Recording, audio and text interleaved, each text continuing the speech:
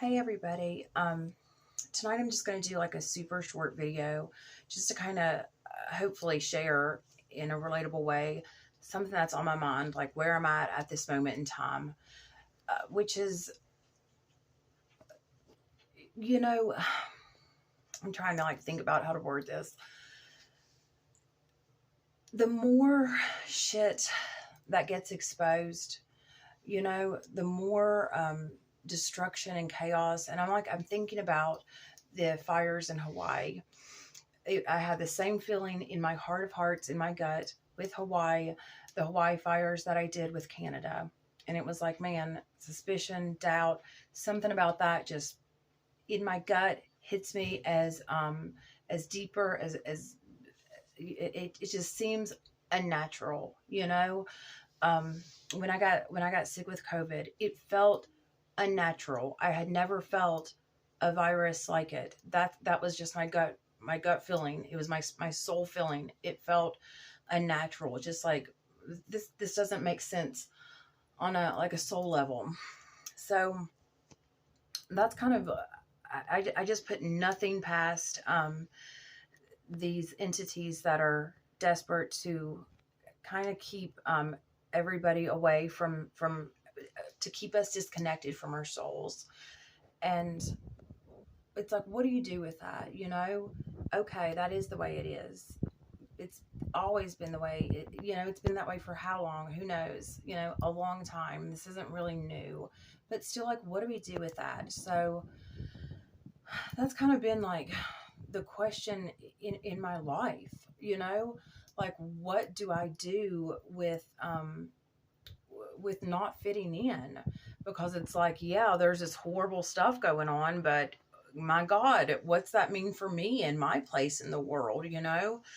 And that I was kind of thinking about it, like, the more like evil that gets exposed, the more evil that exposes itself, the more chaos and destruction, and just like the perpetuation of just the destruction of the earth, the perpetuation of war, the perpetuation of hate, and all the isms that they like to accuse. They are, my God, the patriarchy. It's sexist, it's racist, it's homophobic, it's all these things, and it's just like anti-humanity. And it's like, no wonder I didn't feel like I ever fit in with the world. It's fucking broken and it's fraudulent. It's phony. It's as phony as a $3 bill. It's sinister. It's unpure. I mean, it makes sense that I didn't fit in. And, it's kind of cool that I didn't.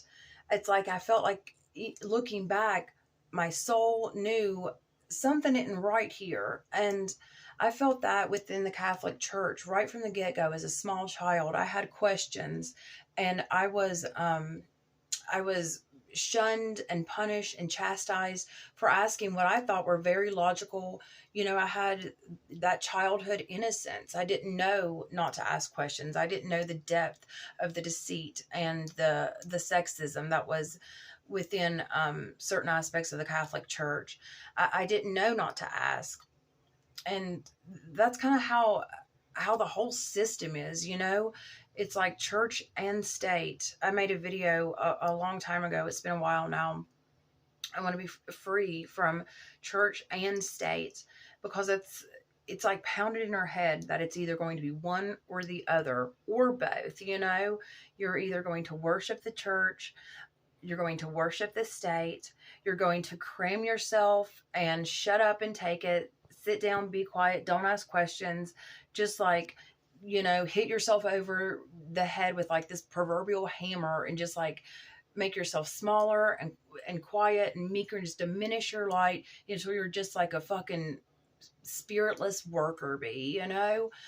That's how it felt. I mean, something was always missing within these institutions, within the church, within the school system. I went through school. I got great grades. When I graduated high school, I was like, man, college is going to be different. It's going to be my time. And as I've said before, it was not. It wasn't just the fact that it took me 3 years to make meaningful friendships, but it was something about the classes. It's just like, it was missing something, something in my heart of hearts. It did not ring as the truth. It did not feel like the truth. And I think that's why a lot of the greatest people turn to self-destruction or addiction, or even just like diminishing their life by being in a subpar relationship, being in a soulless job, having this like meaningless existence. I think some of the best people diminish themselves, and it's because like we're just, like I said, taught to like snuff out our own spirit and goals and just act like we are these just creatures. We're just like these little like pomegranate seed minded like minions who just have to cram ourselves into this broken ass corrupt system, you know, and just like be grateful when we finally get a place, and I think we're like more than that, obviously. And the time has come, like now is the moment in time where it's just, shit's come to a head. And we are so lucky. That's what I was telling myself earlier today. And that's really what I wanted to share too. We are so lucky to be alive at this moment in time.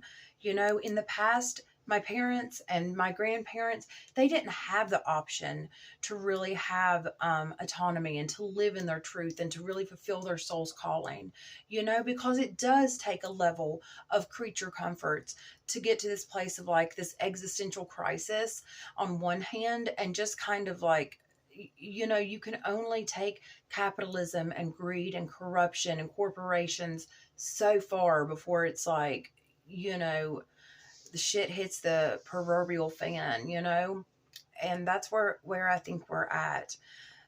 And my grandparents, my parents, they didn't really have, you know, a lot of the options, or maybe it just didn't feel as imperative to live an authentic life.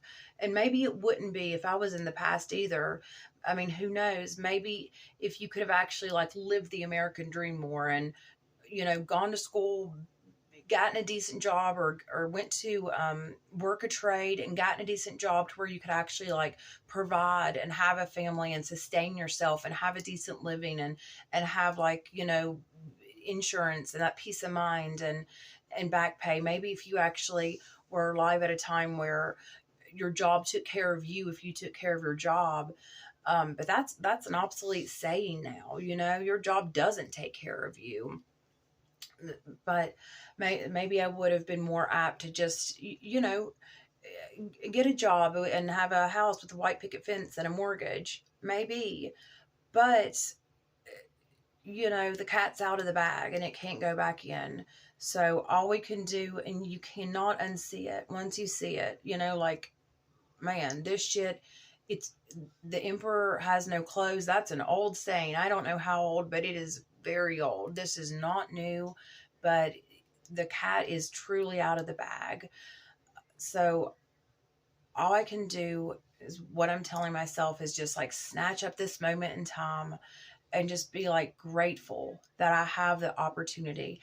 We do have the luxury as a society that we have gotten to the point where we have social media. So I'm just going to use it for the good and kind of disregard the bad. Not like do Twitter or whatever, anything like that. Not get into like debates with people and just get in a bad mood. And I'm not going to watch the news online because what's the point of dropping cable, which I highly recommend. That was like huge for my mental health, was just to avoid the news. But like I said last time, being apolitical, it's kind of like being political if I'm not careful, so it's not, I don't want to get caught up in that either, because that puts me in a fearful state.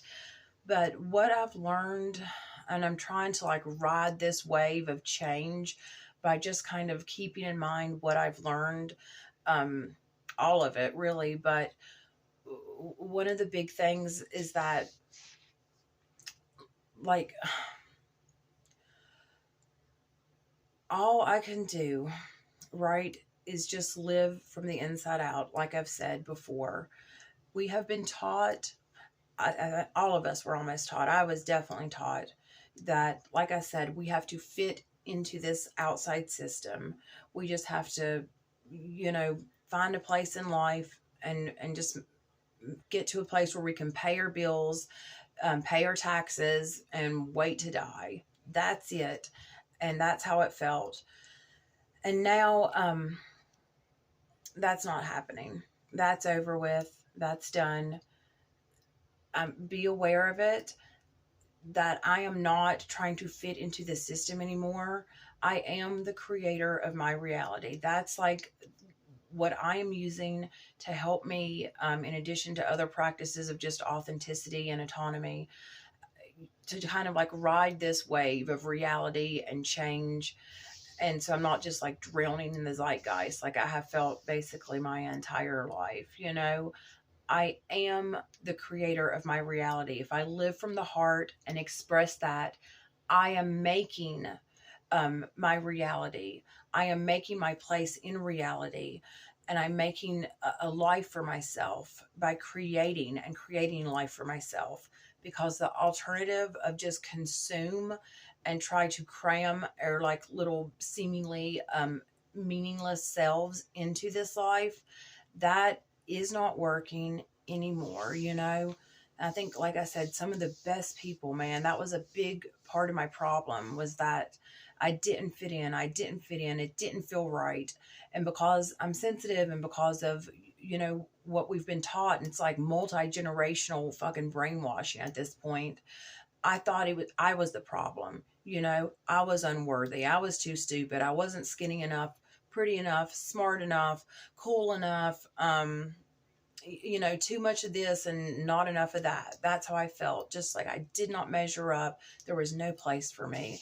And I think some of the best people do have those feelings of doubt, you know, because we are made to live a life of fucking authenticity. We are made to be creators and to create our lives and to take back ownership of ourselves, of our autonomy, ride the wave of reality, the sea of change, and, you know, just live and express and create and be part of the change. We are the second coming.